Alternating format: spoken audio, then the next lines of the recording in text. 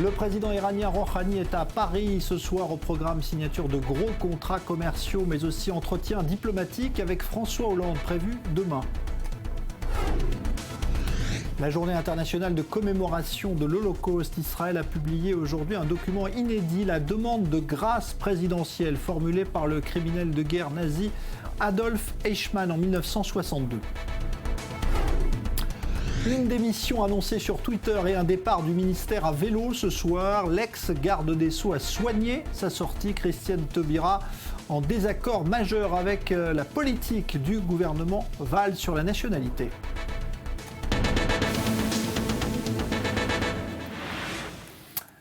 La visite du président Hassan Rouhani à Paris. Le président iranien a déjà été accueilli ce soir par 2 ministres avant de voir François Hollande demain. Comment relancer les relations entre les deux pays après des années de grand froid et avec une histoire qui montre que ces relations ont souvent été compliquées par le passé. Jonathan Serrero. En 40 ans, les relations entre la France et l'Iran n'ont cessé de souffler le chaud et le froid. En juin 1974, l'Iran entre dans le capital d'Eurodif, le plus important complexe européen d'enrichissement d'uranium. En contrepartie, la France reçoit un chèque d'1 milliard de dollars du Shah d'Iran. Or, cet accord a nourri l'ambiguïté. D'un côté, des rapprochements économiques, mais de l'autre aussi, des désaccords politiques entre les deux pays. En 1979, l'accord est remis en cause par l'ayatollah Khomeini. Le guide suprême de la révolution islamique suspend les paiements pour l'achat de la centrale et réclame le remboursement des prêts. Une crise éclate entre les deux pays. La France soutient alors l'Irak de Saddam Hussein dans son conflit avec Téhéran. L'Iran s'en prend aux intérêts français au Liban. 13 journalistes et diplomates occidentaux sont pris en otage. Ils seront libérés en 1988 grâce à l'intervention du gouvernement Chirac. Ce rapprochement coïncide en 1991 avec le remboursement par la France du prêt versé par le Shah d'Iran 17 ans plus tôt. Paris transfère ainsi un peu plus d'1 milliard de dollars à l'Iran qui renonce à réclamer l'uranium produit sur le site. La même année, l'ancien Premier ministre Chapour Bartiar, réfugié en France, est assassiné par des envoyés du gouvernement iranien.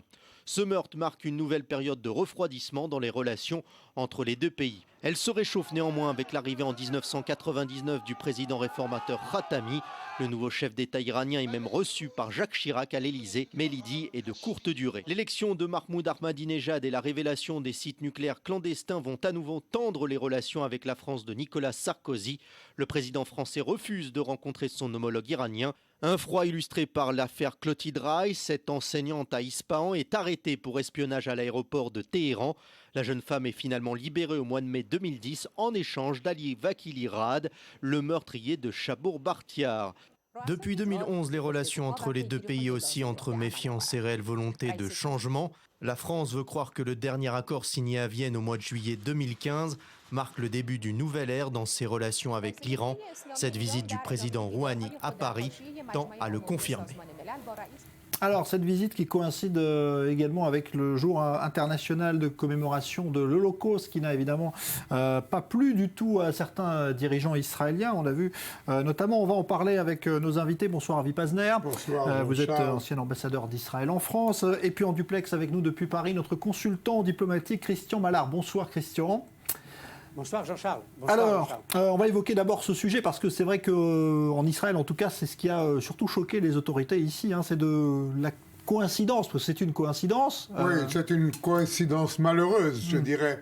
Je suis étonné que personne en Europe ou en France n'y ait pensé que le 27 janvier, c'est la journée mondiale de la commémoration de la Shoah. Alors, d'avoir à Paris un discours du président Rouhani qui représente un pays, ne l'oublions pas, qui a fait de sa politique d'éradiquer de la carte du monde l'État d'Israël, c'est-à-dire un nouvel holocauste, une nouvelle Shoah.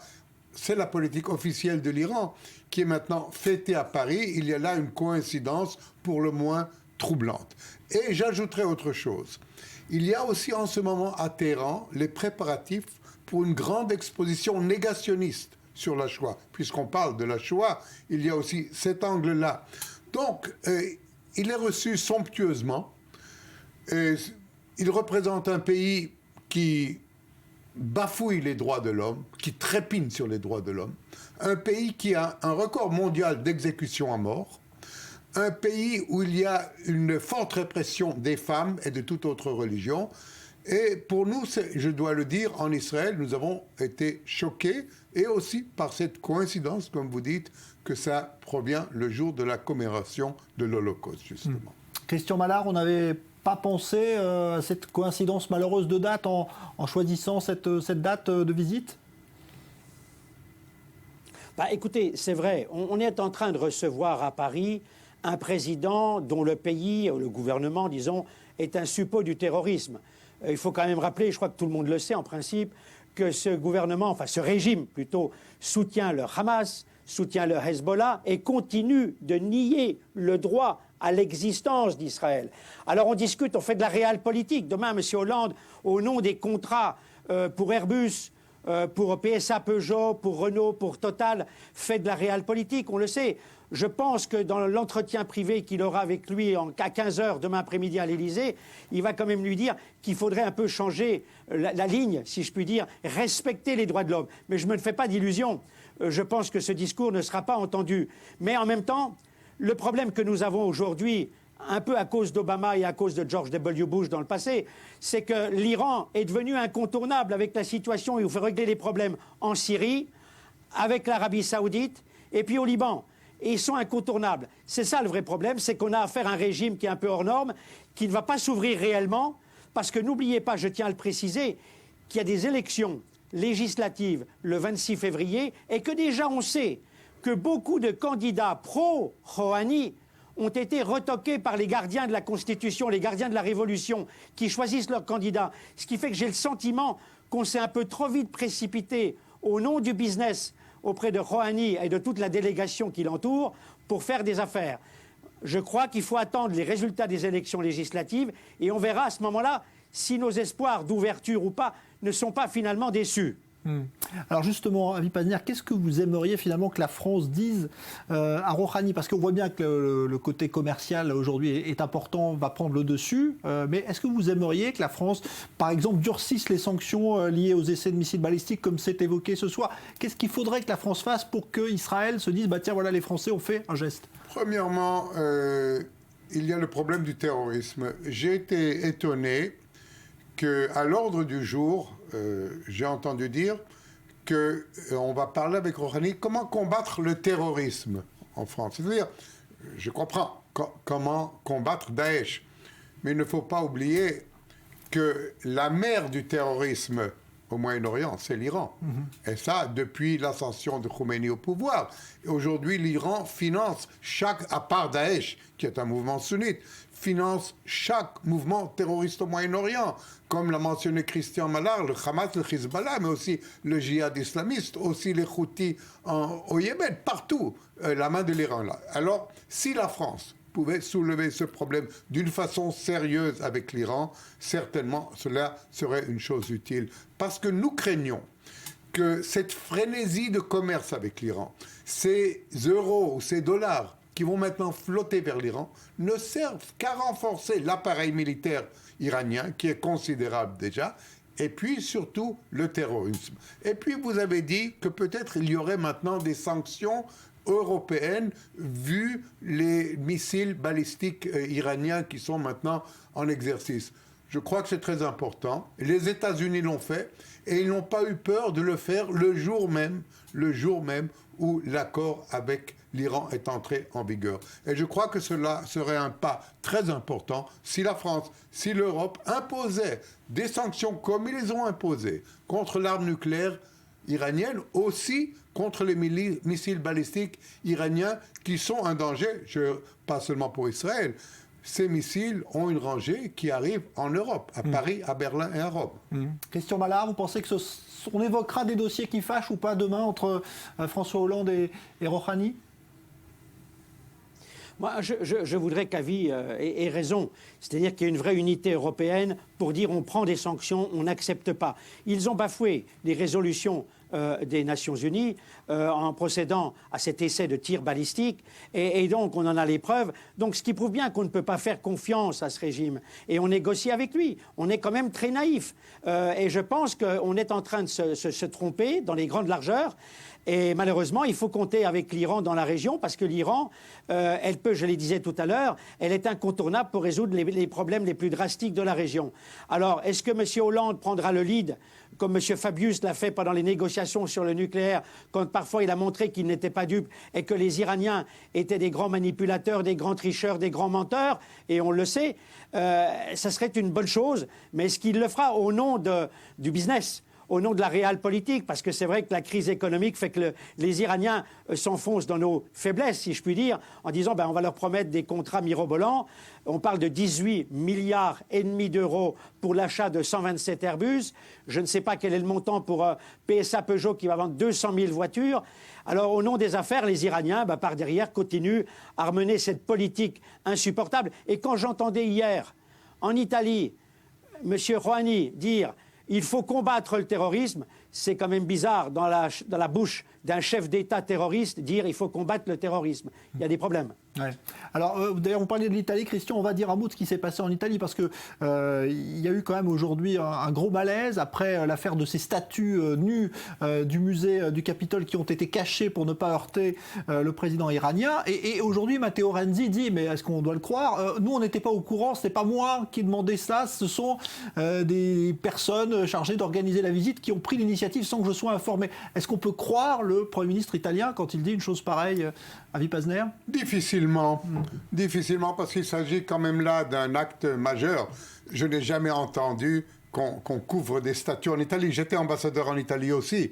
J'ai vu des dizaines ou des centaines de visites d'État, de souverains, de présidents, de toutes les parties du monde. Jamais un égard pareil n'a été fait. Vous savez ce que cela me rappelle un peu, Jean-Charles ?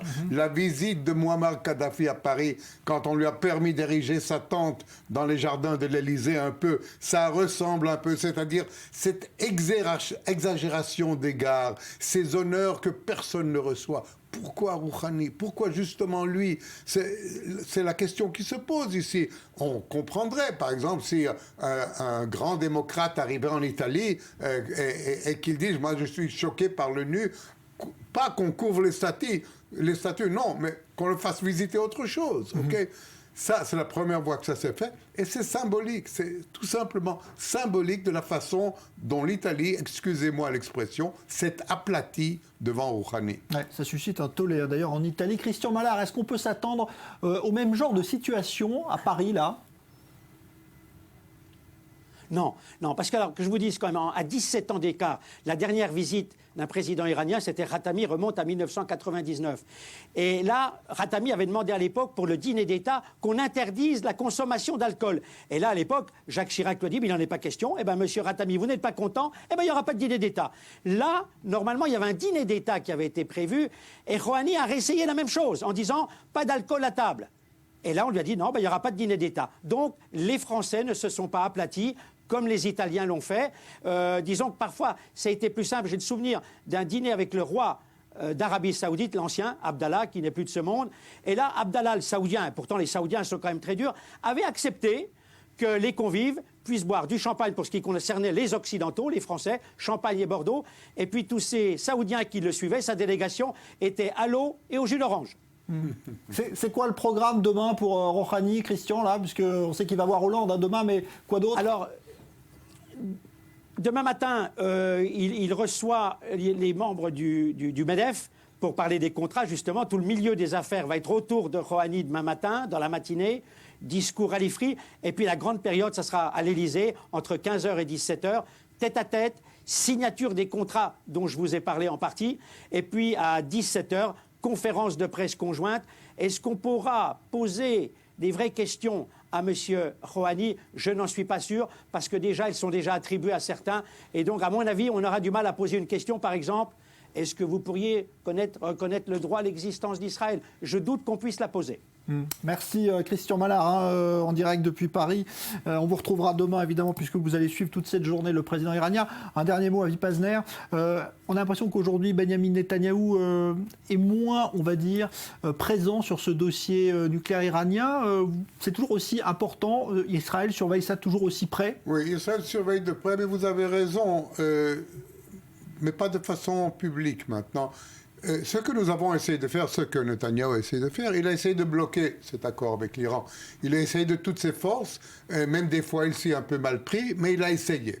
Mais une fois l'accord conclu, il l'a dit lui-même, c'est un fait. Nous allons voir qu'est-ce qu'on peut faire d'une façon discrète, mais on ne va plus faire chaque jour de grands discours. Tout le monde connaît la position d'Israël, et ce n'est pas seulement la position d'Israël. L'Arabie Saoudite, l'Égypte, la Jordanie, la Turquie, tout le monde est inquiet de ce nucléaire iranien. C'est seulement Israël qui avait eu le courage d'en parler publiquement auparavant. Maintenant, Israël continue de suivre, continue d'essayer d'éviter, mais ne le fait plus d'une façon publique. Merci Avi Pazner, ancien ambassadeur d'Israël en France, pour ce témoignage à propos de la visite du président iranien. On parlait de cette coïncidence avec la journée internationale de l'Holocauste. On va revenir sur cette journée avec d'abord cette histoire émouvante qui résume peut-être ce que fut le destin des enfants cachés pendant la Shoah. Exemple en France, c'est seulement au décès de l'un de ces enfants que son épouse a pu découvrir ce que fut l'histoire de sa famille pendant la guerre. C'est un reportage de Louise Malnois. Moulins, petite ville tranquille de l'Allier. Monique Nadanovska se recueille près de la tombe de son mari, Joseph, abandonné par sa mère. Elle est partie sans savoir où elle était, ce qu'elle était devenue, qu'est-ce qui s'était passé. Depuis l'âge de 4 ans et demi, il s'est retrouvé seul dans la vie. En juin 1942, Shaindla Nadanovska est arrêtée puis déportée à Auschwitz. Elle n'est jamais allée chercher son fils à l'école. Recueilli par l'assistance publique, le petit Joseph découvre quelques semaines plus tard sa nouvelle famille dans la campagne française. Il grandit en chérissant le souvenir de sa mère, sans connaître son origine juive polonaise. J'ai dit alors, et tu te souviens? Ah oui, parfaitement. Je me souviens très bien de ma mère. Elle était belle, elle avait de beaux cheveux, elle était très douce. Voilà, je me souviens qu'on faisait des promenades et tout ça. Bon. À sa majorité, le jeune homme écrit à l'assistance publique pour retrouver sa trace, mais il n'obtient rien d'autre qu'une confirmation d'abandon. Après son mariage avec Monique, il poursuit sa quête, en vain. Après, j'avoue que ça a été, pour lui, ça a été dur, puis pour moi, c'était la douche froide, quoi, parce que je n'imaginais pas que... Bon, évidemment, puis j'étais jeune, alors moi, je ne m'imaginais pas que c'était pas possible, quoi. Je me disais, mais c'est pas possible, on ne peut pas savoir. Bon, pas question. Joseph n'obtiendra jamais d'autre réponse. C'est Monique qui découvrira la vérité un soir derrière son ordinateur. Par curiosité, elle navigue sur le site internet du Mémorial de la Shoah. Et puis, sur un côté, il y a marqué personne recherchée ou personne déportée, je ne me souviens plus, personne recherchée, je crois. Tapez le nom. Bon, bah, j'ai dit, je vais taper Nadanovska, hein, après tout. Mais juste, j'ai pas mis de prénom, hein, j'ai juste mis Nadanovska. Et alors là, mais à l'instant précis, en un clic, c'est grave de dire, d'un seul coup, le nom de sa maman est apparu, et je vois déporté à Auschwitz, du camp de Drancy, le 22 juin 1942, par le convoi numéro 3. Alors là, imaginez quand même un peu la stupéfaction. Monique se lance alors dans une longue enquête. Elle contacte des associations comme Fils et Filles de déportés juifs de France. Sous leur impulsion, une plaque a été déposée la semaine dernière à la mémoire de Joseph et sa mère au siège de l'assistance publique de Paris, en présence du directeur. D'emblée, en arrivant, M. Martin Hirsch m'a présenté ses excuses au nom de l'assistance publique. Et ça, évidemment, c'est un moment très fort. Hein.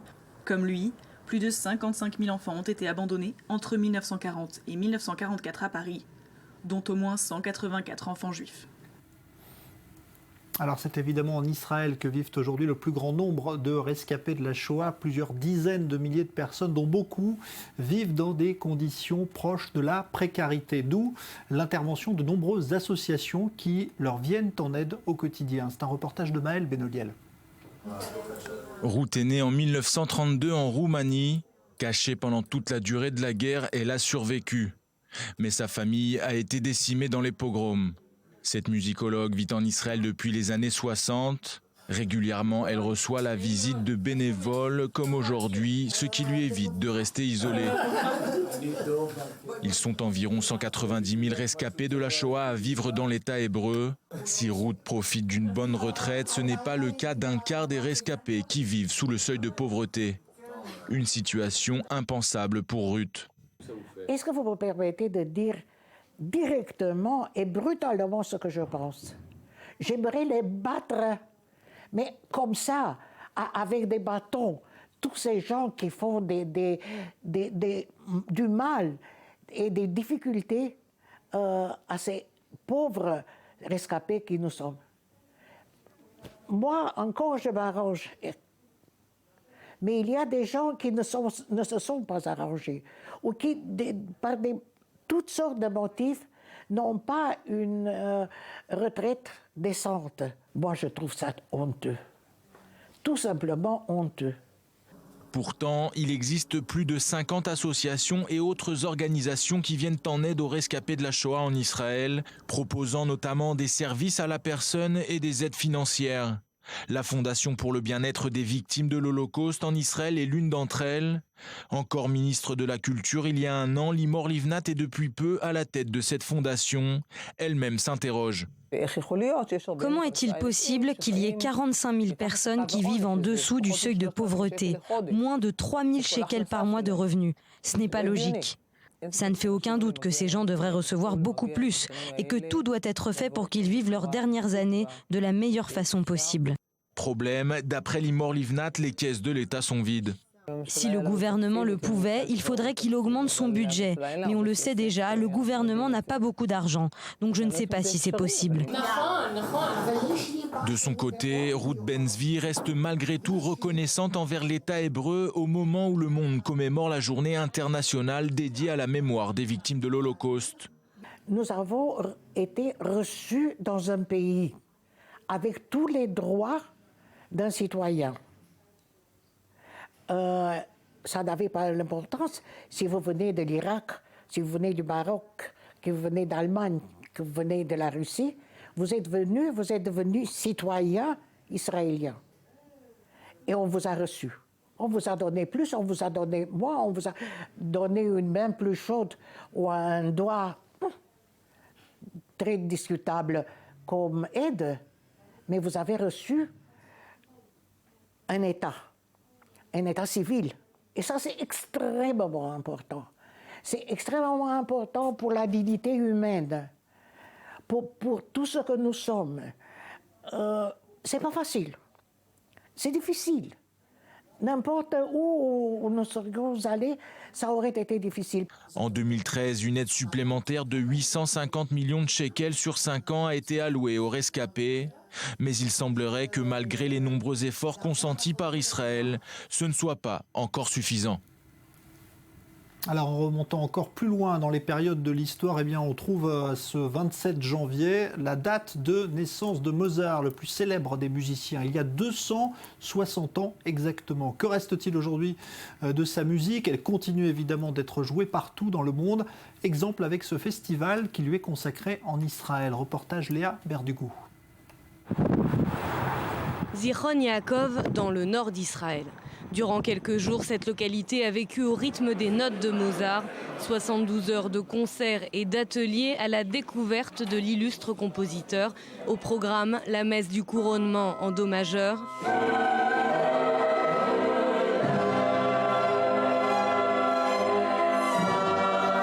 Ou encore un concerto pour 2 pianos. Pour des spectateurs ravis. J'ai apprécié chaque petite minute, le concert était incroyable, je n'ai pas de mots. C'était impressionnant, c'était vraiment très, très émouvant même de voir tous ces musiciens qui viennent surtout d'Allemagne pour jouer ici à Zichron. Zvi Meniker est l'une des vedettes du festival. Il y participe depuis sa création en 1997.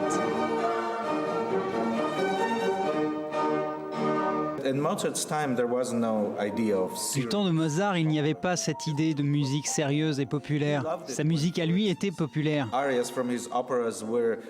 Il aimait quand par exemple les gens dansaient sur ses opéras. Maintenant nous gardons cette idée d'un homme au-dessus de nous. C'est un compositeur de rêve, mais en fait il avait les pieds sur terre.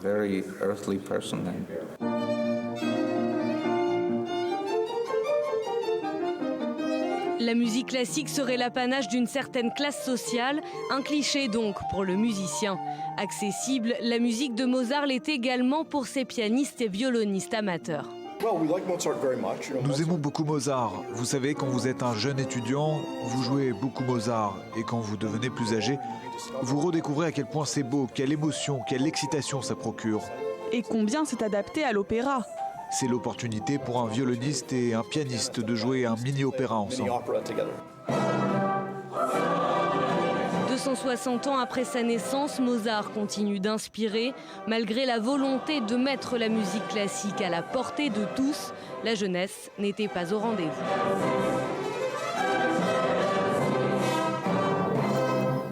Soirée économie, tout de suite sur i24 News avec David Neyman. Bonne soirée.